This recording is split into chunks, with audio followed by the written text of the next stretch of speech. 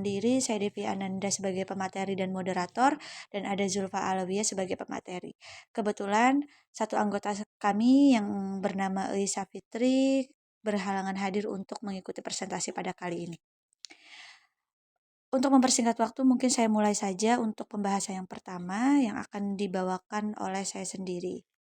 Oke, baik teman-teman. Untuk pembahasan yang pertama, saya akan membahas mengenai pengertian akhlak itu sendiri.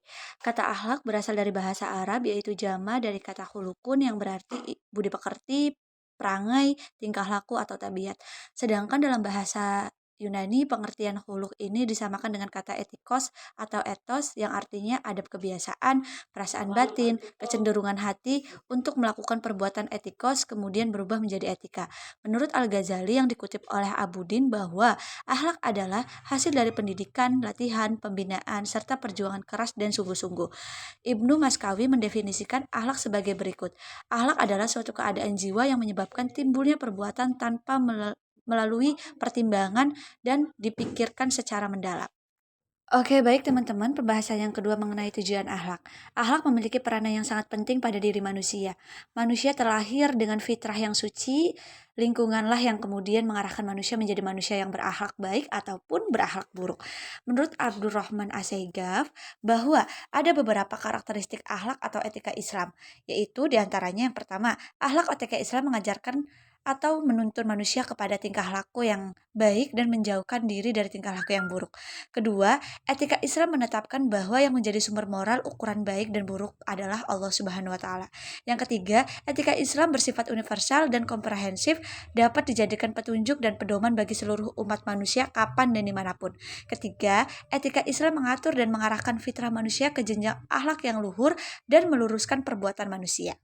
Sedangkan secara umum, tujuan akhlak adalah tercapainya kebaikan dan keutamaan bagi manusia dan masyarakat, serta tercapainya kebahagiaan manusia di dunia dan di akhirat berdasarkan petunjuk Al-Quran dan Sunnah Nabi. Peran akhlak dalam kehidupan manusia. Akhlak adalah suatu yang utama dalam ajaran agama Islam. Hanya manusialah yang dituntut untuk berakhlak mulia bila dibandingkan dengan ciptaan Allah Subhanahu wa taala yang lain. Karena manusia diberi akal untuk memilih, menilai, dan juga membandingkan di antara perbuatan yang baik dan juga perbuatan yang buruk, atau yang salah dan juga benar dalam kehidupannya. Menurut Al-Quran, kedudukan manusia tidak berakhlak mulia adalah rendah sekali. Allah juga menyebutkan dalam Quran surat Al-A'raf ayat 179 yang artinya, dan sesungguhnya kami jadikan untuk neraka jahanam banyak dari jin dan manusia yang mempunyai hati tetapi tidak tahu memahami dengannya ayat-ayat Allah, dan yang mempunyai mata tetapi tidak mau melihat dengannya bukti keesaan Allah, dan yang mempunyai telinga tetapi tidak mendengar dengannya ajaran dan juga nasihat. Mereka itu seperti binatang ternak, bahkan mereka lebih sesat lagi. Mereka itulah orang-orang yang lalai. Quran surat Al-A'raf ayat 179. Nah, dari sini pula manusia bukanlah seorang yang mulia hanya karena pembentukan akalnya, tetapi yang lebih utama adalah ketakwaan dan juga akhlaknya. Peran akhlak dalam kehidupan manusia adalah suatu yang penting. Tanpa akhlak, manusia akan hilang kedudukannya sebagai makhluk yang mulia, dan hidupnya jauh dari nilai-nilai kemanusiaan yang diajarkan oleh Islam. Peran akhlak dalam Islam, kehidupan manusia mencakup individu, masyarakat, keluarga, dan maupun negara. Yang ketiga adalah konvergensi. Konvergensi ini adalah pelopor utama aliran, yaitu William Sand. Menurut aliran ini, faktor yang mempengaruhi pembentukan akhlaknya yaitu faktor internal dari pembawaan diri sendiri dan juga faktor dari luar, yaitu lingkungan sosial. Keduanya berproses secara interaksional yang saling mempengaruhi. Lingkungan yang baik akan dapat menunjang kemampuan dasar yang dimiliki seseorang. Tidak bisa jika lingkungan baik, namun kemampuan individunya juga kurang baik. Adapun faktor lain yang dapat mempengaruhi pembentukan akhlak, yaitu diantaranya ada dua nih. Yang pertama faktor internal, yang kedua yaitu faktor eksternal.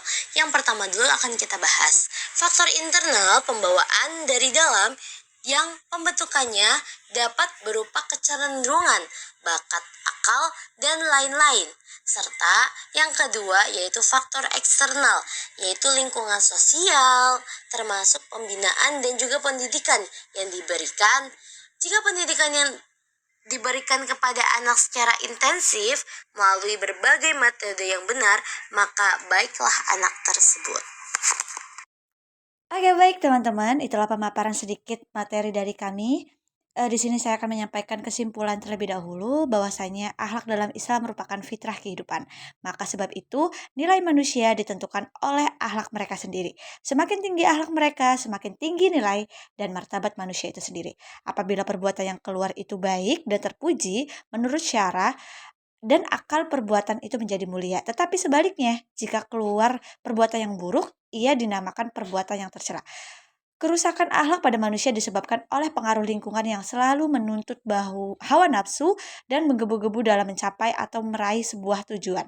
Namun, dengan pengaruh syaiton yang sangat kuat dalam diri manusia itu sendiri yang awal tujuan menjadi baik akan merosot ke arah keburukan yang menyesatkan kehidupan di dunia maupun di akhirat. Oleh karena itu, sebagai umat muslim haruslah kita menerapkan sifat-sifat yang baik pada diri kita, agar akhlak yang keluar dari diri kita merupakan akhlak yang terpuji, yang disukai oleh Allah Subhanahu wa taala.